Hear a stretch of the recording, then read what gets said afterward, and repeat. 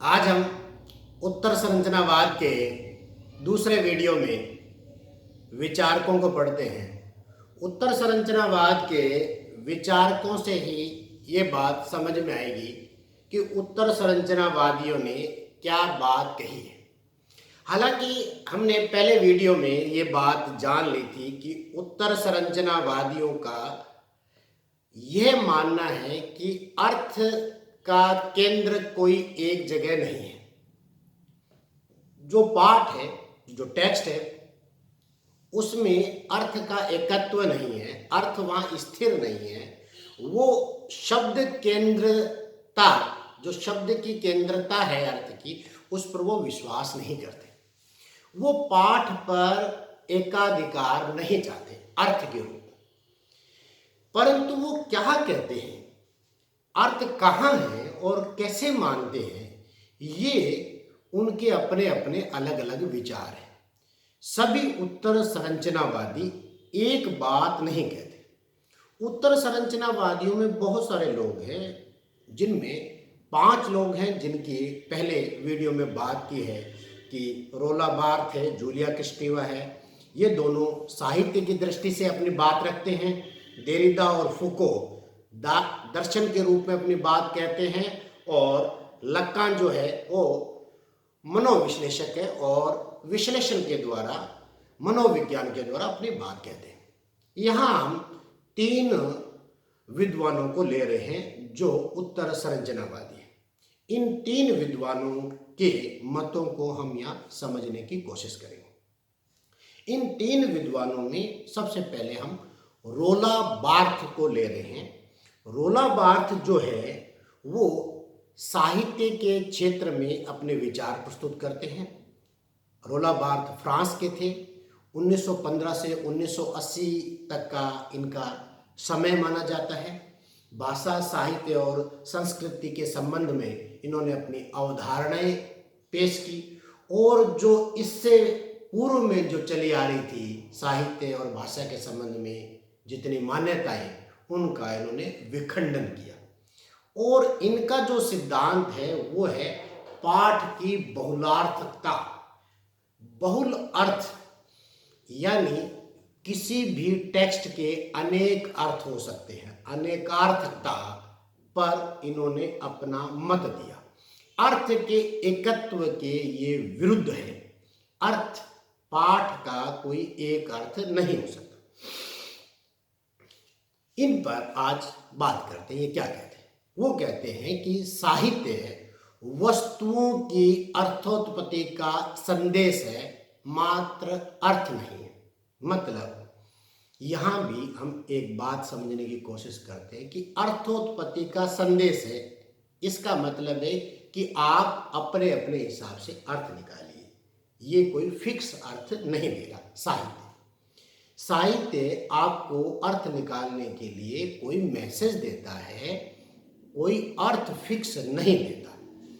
अर्थोत्पत्ति यानी सिग्निफिकेशन से तात्पर्य आपको अर्थोत्पत्ति या मैसेज, जो आपको संदेश जो है, इसका मतलब है नानाविध अर्थ उत्पन्न करने के संबंध में निर्देश देता है, मात्र कोई निर्धारित अर्थ के संबंध में दावा नहीं करता।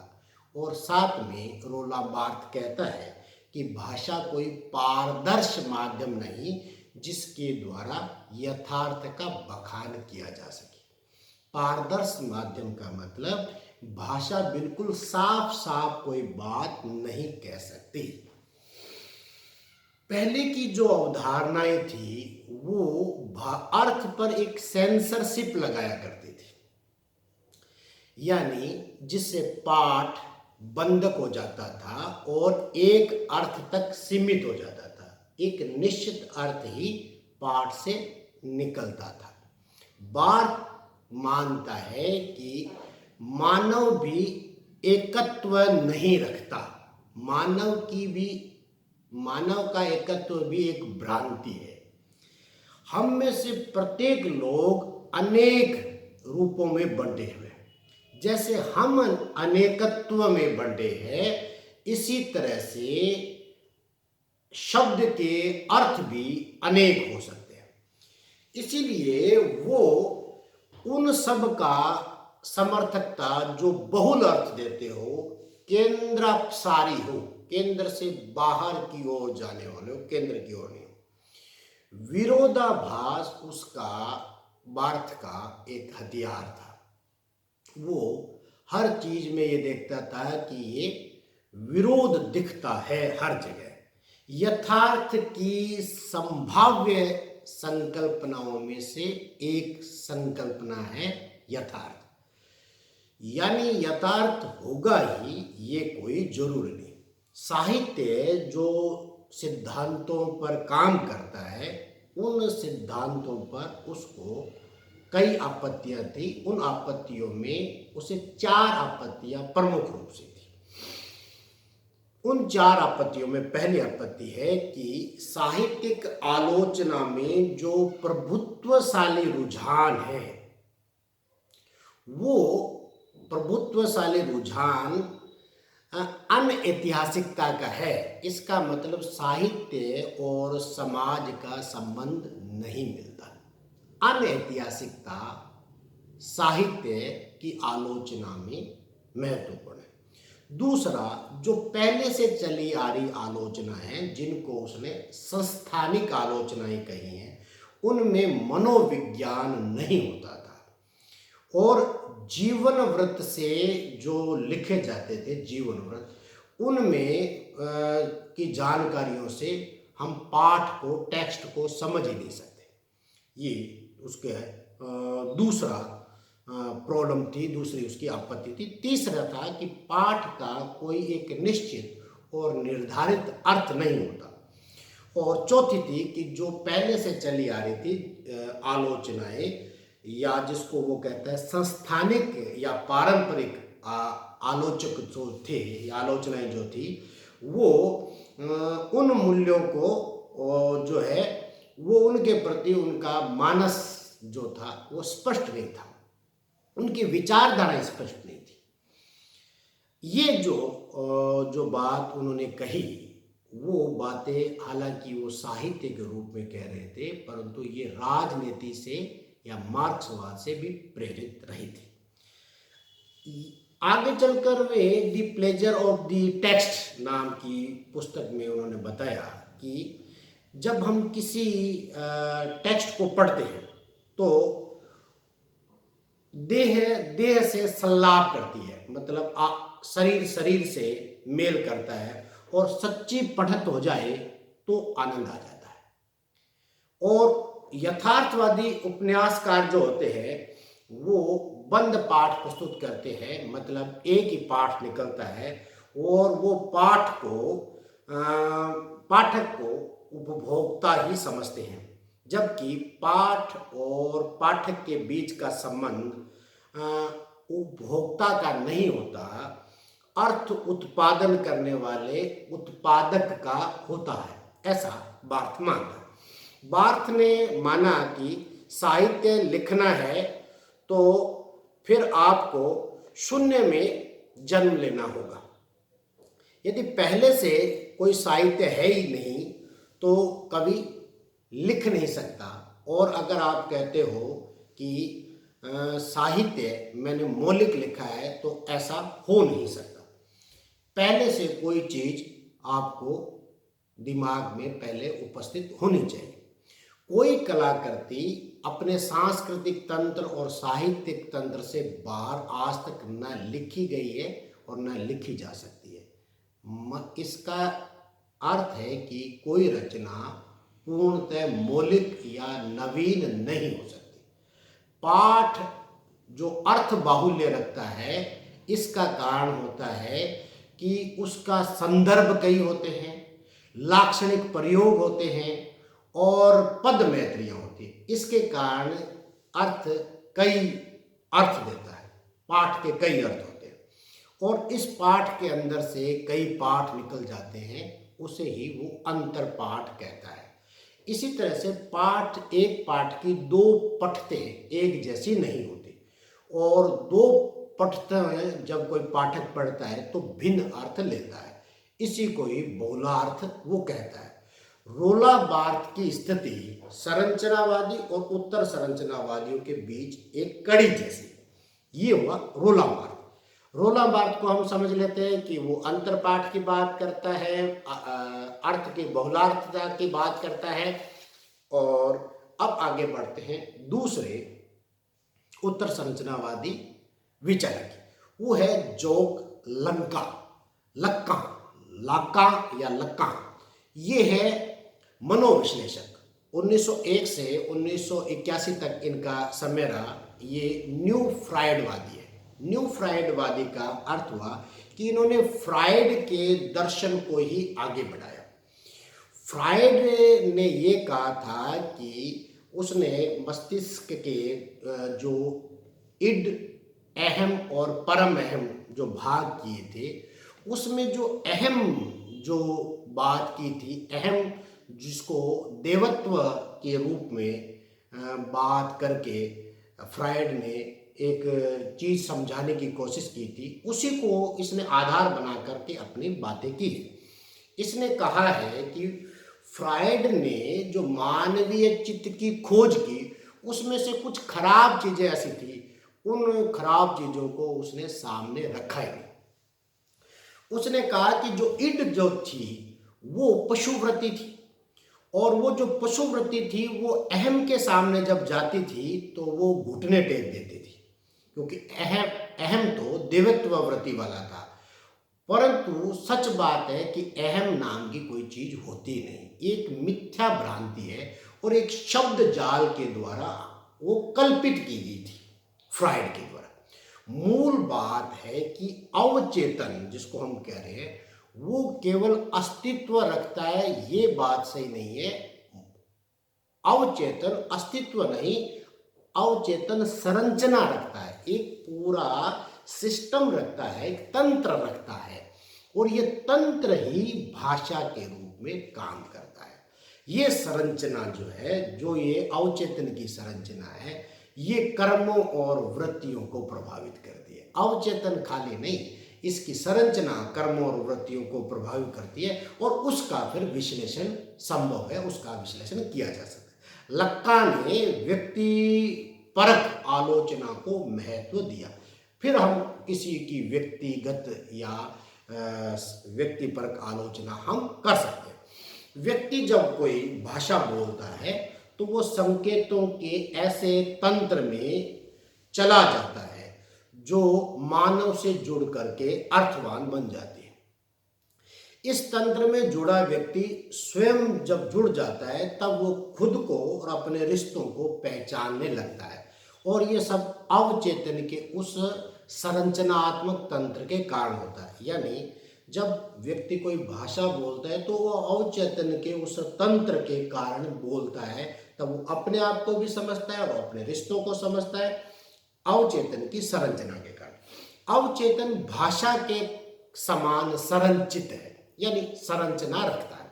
संरचना के कारण ही अवचेतन क्रियाशील है और ये भाषा की तरह काम करता है।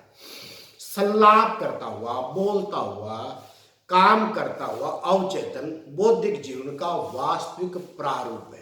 यानी अवचेतन बहुत महत्वपूर्ण लक्का द्वारा बताया गया एक प्रकार्य है। मनुष्य एक स्वायत्त एकिक यथार्थ नहीं है, अपितु एक मनुष्य भी एक प्रक्रिया है। प्रत्येक क्षण निर्माणाधीन है। मनुष्य अंतर्विरोध आधृत है और परिवर्तन की ओर बढ़ रहा है।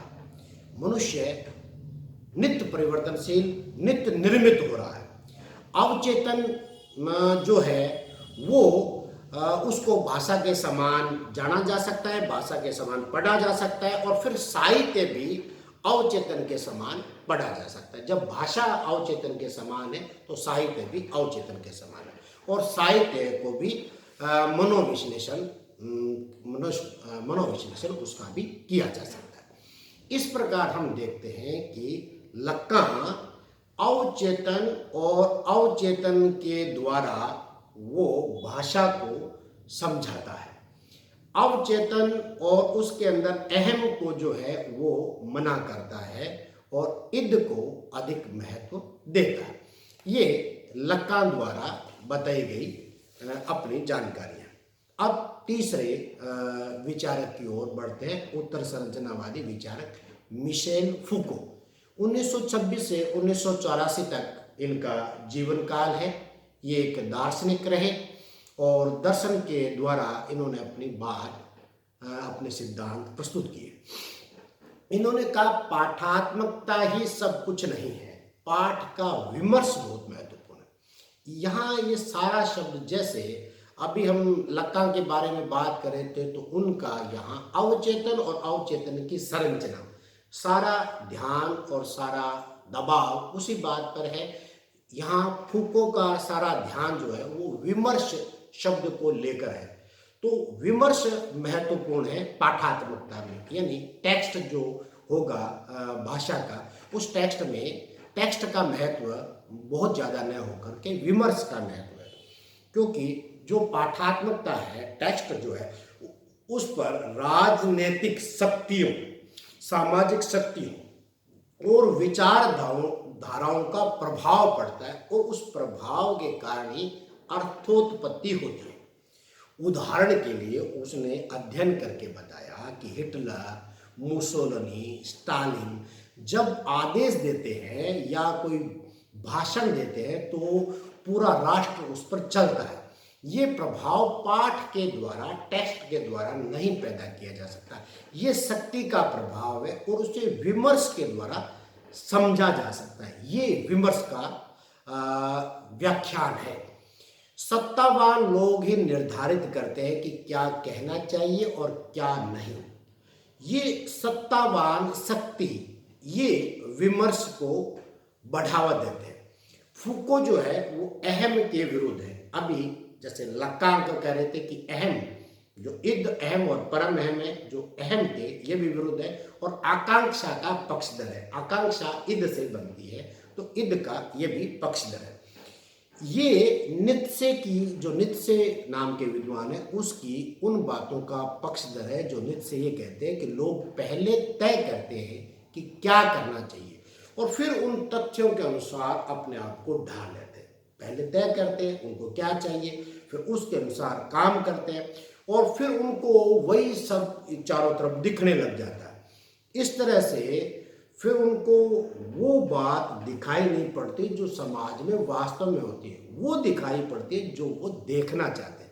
तो फूको ने इस नित्से की बात को लेते हुए अपने सिद्धांत को समझाते हुए कहा, समस्त ज्ञान शक्ति जो है वो आकांक्षा की ही व्यंजक है। आकांक्षा जो हुई, इच्छाएं जो हुई, उसके हिसाब से ही हम चीज़ों को देखते हैं, समझते हैं। अर्थात हम निरपेक्ष होकर यथार्थ को नहीं देखते, यानी वस्तुनिष्ठ जो ज्ञान है उसकी तो बात हम करते ही नहीं है। उसने नित्से की बात को समर्थन किया। लोग किसी दर्शन या वैज्ञानिक सिद्धांतों को केवल उसी समय ठीक समझते हैं जब राजनीतिक युग उसके अनुकूल आ जाए। मतलब जब सत्य है उसी समय समझ में आता है जब सत्य में हम होते हैं। इसका मतलब है कि सत्य के अनुकूल कोई युग आता है, मानदंडों के अनुकूल, तब वो सत्य समझ में आता है। ये बात वो इस तरह से कहते हैं कि जैसे कुछ विद्वानों ने जब अपनी मान्यताएं दी तब उनको लोगों ने माना नहीं। उदाहरण के लिए मेंडल का उदाहरण दिया कि उन्होंने प्रजनन सिद्धांत 1960 में दिया था, पर उस समय लोगों ने उस पर गौर नहीं किया। जब 20वीं शताब्दी आई तब मेंडल का वो सिद्धांत लोगों ने स्वीकार किया। तो इसका मतलब है कि अपने युग के राजनीतिक, बौद्धिक सत्ता संस्थान जो होते हैं वो विचारधाराएं तब समझते हैं जब उनके मानदंड पूरे होते हैं। ये भी एक विमर्श की ही बात है। विमर्श मानवीय मस्तिष्क की केंद्रीय गतिविधि है। ये विमर्श की उन्होंने परिभाषा दी। विमर्श क्या है? मानवीय मस्तिष्क की केंद्रीय गतिविधि है। केवल सत्य बोलना ही उन्होंने कहा पर्याप्त नहीं है, सत्य में भीतर होना आवश्यक है। वो कहते हैं फूको जो है वो अपने सिद्धांत को आगे बढ़ाते हुए कहते हैं कि ज्ञान की पुलिसिंग यानी ज्ञान पर हम कंट्रोल करके ज्ञान को आगे तक भेजते हैं, उसको वो ज्ञान की पुलिसिंग कहता है। वो कुछ नामों से जोड़ दी जाती है कि ज्ञान इसने दिया है, ज्ञान इसने दिया। जैसे प्लेटो ने ये कहा, अरस्तु ने ये कहा, या कांट ने ये कहा है, हीगल ने ये कहा। वो कहते हैं, ऐसा हम कहते हैं कि ये ज्ञान उस व्यक्ति के द्वारा दिया गया है, परंतु ये बात सही नहीं होती है। वो ज्ञान की पुलिसिंग किसी व्यक्ति विशेष से जुड़ करके नहीं आती। ये ज्ञान की पुलिसिंग किसी व्यक्ति की चेतना के बस की बात नहीं है। ये ज्ञान जो है, ये संहिताओं के पूरा तंत्र उस पर काम करता है। व्यक्ति तो उसके नाम पर उसको श्रेय मिल जाता है। इतिहास का वस्तुपरक ज्ञान जो है वो मुश्किल है, असंभव है। इतिहास का वस्तुपरक ज्ञान नहीं किया जा सकता, क्योंकि इतिहास कोई विज्ञान तो है नहीं, और जब विज्ञान है नहीं तो उसका वस्तुपरक ज्ञान हो नहीं सकता। और इतिहास में, इतिहास का जब बखान करेंगे तो हम भाषा का प्रयोग करेंगे, और भाषा जो होता है उसकी प्रणालियाँ अलंकारिक होती हैं, और अलंकारिक और भाषा जो होगी वो विज्ञान सम्मत होगी नहीं, इसलिए इतिहास का वस्तुपरक ज्ञान नहीं हो सकता।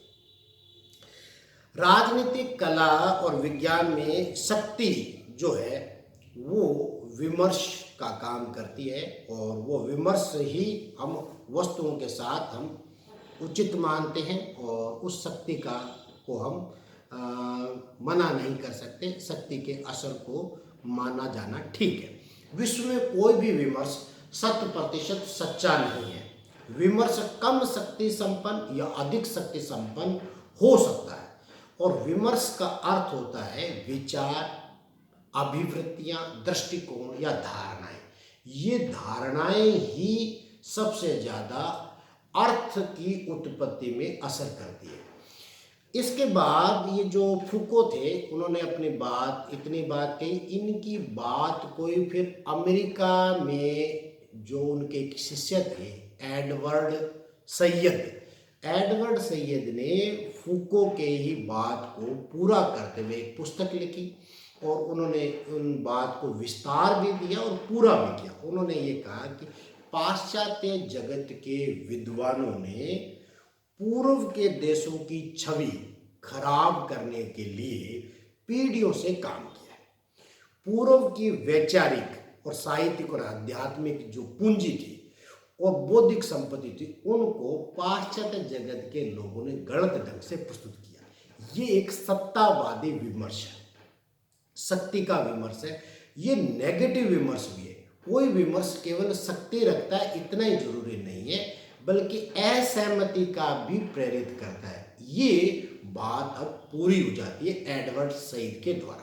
तो कुल मिलाकर मिशेल फूको ने ये कहा कि विमर्श जो है वो बहुत महत्वपूर्ण है। शक्ति का विमर्श जो होता है वो बड़े लोग या महान लोग होते हैं, अपने भाषणों के द्वारा जब बात कहते हैं तो शब्द का अर्थ ज़्यादा असर करता है, ये शक्ति का विमर्श होता है। और शक्ति का विमर्श नकारात्मक भी काम करता है, सत्तावादी विमर्श। और इसका असर है कि पूर्व की धारणाएं पश्चिम वालों ने, पूर्व के बारे में धारणाएं पश्चिम वालों ने खराब कर रखी है, छवि खराब कर रखी है। ये हम कह सकते हैं कि हम किसी की नकारात्मक छवि बिगाड़ सकते हैं। असहमति भी इस के द्वारा, विमर्श के द्वारा उत्पन्न कर सकते हैं। ये उनके शिष्य एडवर्ड सैयद ने बताई। ये कुल मिलाकर के हम जो है उत्तर संरचनावादियों को पढ़ रहे हैं। 3 उत्तर संरचनावादी हमने यहाँ पढ़े, और देरिदा जो है विखंडनवादी है, उनको विरचनवादी, उनको अगले वीडियो में अलग से देखेंगे। उत्तर संरचनावादियों में जो अब तक हमारे सामने आए हैं, उन्होंने तीनों ने अपनी अलग अलग बात अपने तरीके से कही है। पाठ की बहुलार्थकता पर बात करते हैं, या मस्तिष्क में जो अवचेतन है वो अपनी संरचना रखता है, या विमर्श के द्वारा भी अर्थ को पाया जा सकता है। ये उत्तर संरचनावादियों ने कहा है। इसका मतलब है कि पाठ का अर्थ कहीं स्थिर नहीं किया जा सकता, उसके अर्थ कई तरीकों से, अलग अलग तरीकों से पाए जा सकते हैं। ये उत्तर संरचनावादियों के विचार हैं। आपके लिए आज इतना ही। नमस्कार।